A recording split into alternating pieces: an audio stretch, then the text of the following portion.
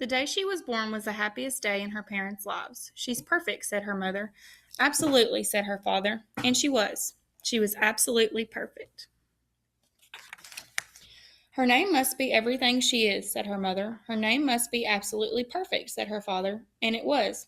Chrysanthemum. Her parents named her Chrysanthemum.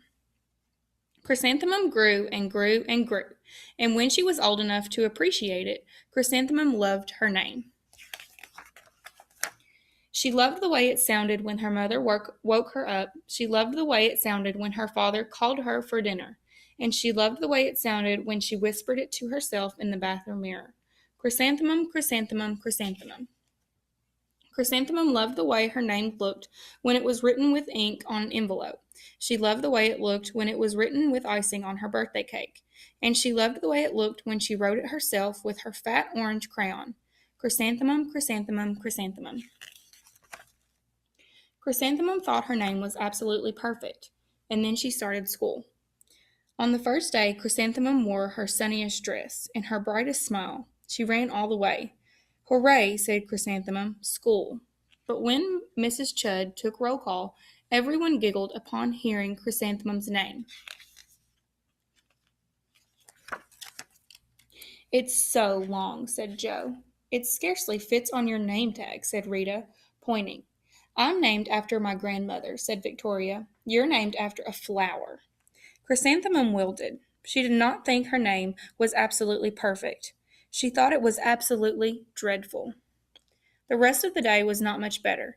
During nap time, Victoria raised her hand and informed Mrs. Chudd that Chrysanthemum's name was spelled with 13 letters. That's exactly half as many letters as there are in the entire alphabet, Victoria explained. Thank you for sharing that with us, Victoria, said Mrs. Chudd. Now put your head down. If I had a name like yours, I'd change it, Victoria said, as the students lined up to go home. I wish I could, thought Chrysanthemum miserably. Welcome home, said her mother. Welcome home, said her father. School is no place for me, said Chrysanthemum. My name is too long. It scarcely fits on my name tag, and I'm named after a flower. Oh, pish, said her mother. Your name is beautiful, and precious and priceless and fascinating and winsome, said her father. It's everything you are, said her mother. Absolutely perfect, said her father. Chrysanthemum felt much better after her favorite dinner, macaroni and cheese with ketchup, and an evening filled with hugs and kisses and parcheesi. That night, Chrysanthemum dreamed that her name was Jane. It was an extremely pleasant dream. The next morning, Chrysanthemum wore her most comfortable jumper. She walked to school as slowly as she could. She dragged her feet in the dirt. Chrysanthemum, chrysanthemum, chrysanthemum, she wrote. She even looks like a flower, said Victoria as Chrysanthemum entered the playground. Let's pick her, said Rita, pointing. Let's smell her, said Joe. Chrysanthemum wilted. She did not think her name was absolutely perfect. She thought it was absolutely dreadful. The rest of the day was not much better. During nap time, Victoria raised her hand and said, A chrysanthemum is a flower. It lives in a garden with worms and other dirty things. Thank you for sharing that with us, Victoria, said Mrs. Chudd. Now put your head down. I just cannot believe your name, Victoria said as the students lined up to go home. Neither can I, thought Chrysanthemum miserably. Welcome home, said her mother. Welcome home, said her father. School is no place for me, said Chrysanthemum. They said I even look like a flower. They pretended to pick me and smell me. Oh, pish, said her mother. They're just jealous, and envious, and begrudging, and discontented, and jaundiced, said her father. Who wouldn't be jealous of a name like yours, said her mother. After all, it's absolutely perfect, said her father. Chrysanthemum felt a trifle better after her favorite dessert, chocolate cake with buttercream frosting, and another evening filled with hugs and kisses and parcheesi. That night, Chrysanthemum dreamed that she really was a chrysanthemum.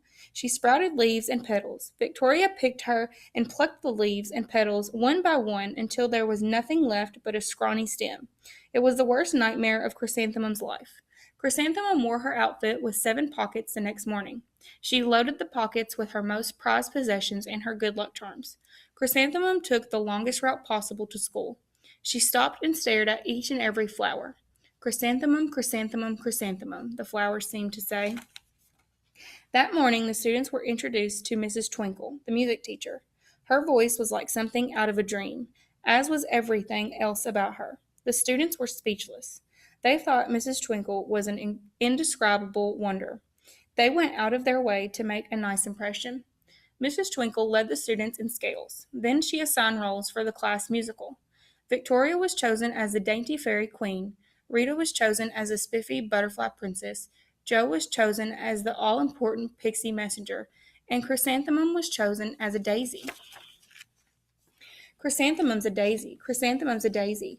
Jo, Rita, and Victoria chanted, thinking it was wildly funny. Chrysanthemum wilted. She did not think her name was absolutely perfect. She thought it was absolutely dreadful. What's so humorous? Asked Mrs. Twinkle. Chrysanthemum was the answer. Her name is so long, said Jo. It scarcely fits on her name tag, said Rita, pointing. I'm named after my grandmother, said Victoria. She's named after a flower. My name is long, said Mrs. Twinkle. It is, said Jo. My name would scarcely fit on a name tag, said Mrs. Twinkle. It would, said Rita, pointing. And, said Mrs. Twinkle, I'm named after a flower, too. You are, said Victoria. Yes, said Mrs. Twinkle. My name is Delphinium. Delphinium Twinkle. And if my baby is a girl, I'm considering Chrysanthemum as a name. I think it's absolutely perfect. Chrysanthemum could scarcely believe her ears. She blushed, she beamed, she bloomed. Chrysanthemum, chrysanthemum, chrysanthemum. Jo, Rita, and Victoria looked at Chrysanthemum longingly. Call me Marigold, said Jo. I'm Carnation, said Rita, pointing. My name is Lily of the Valley, said Victoria. Chrysanthemum did not think her name was absolutely perfect. She knew it. Overall, the class musical was a huge success. Chrysanthemum was absolutely perfect as a daisy. Victoria made the only mistake. She completely forgot her lines as the dainty fairy queen. Chrysanthemum thought it was wildly funny, and she giggled throughout the entire dance of the flowers. Eventually, Mrs. Twinkle gave birth to a healthy baby girl, and of course, she named her Chrysanthemum.